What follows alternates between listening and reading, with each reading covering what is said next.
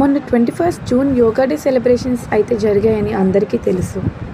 ఆ yoga day celebrations కోసమని విశాఖపట్నం మొత్తం సిద్ధం చేశారు. ఎక్కడ వచ్చిన వాళ్ళకి ఎటువంటి ఇబ్బందులు కలగకుండా బయో టాయిలెట్స్ని కూడా పెట్టారు.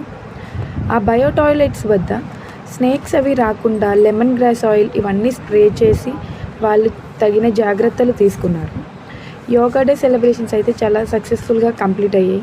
అవి కంప్లీట్ అయిన తర్వాత బయో టాయిలెట్స్ని రిమూవ్ చేస్తుండగా సాగర్ నగర్ బీచ్ దగ్గర బాటిల్లో ఒక స్నేక్ అయితే కనిపించింది.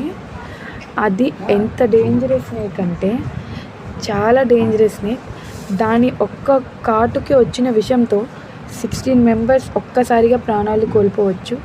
అంత డేంజరస్ స్నేక్ అయితే ఆ బయో టాయిలెట్ కోసం అని తవ్విన గొయ్యలో కనపడింది. ఆ స్నేక్ని అయితే రెస్క్యూ టీం వాళ్ళు వచ్చి రెస్క్యూ చేశారు. జాగ్రత్తగా దానిని బాటిల్లో నుంచి బయటకు తీసి ఆ స్నేక్ని కంబలకొండ వైల్డ్ లైఫ్ శాంక్చురీలో అయితే వదిలిపెట్టేశారు. ఎవ్వరికి ఎటువంటి ప్రమాదము అయితే జరగలేదు.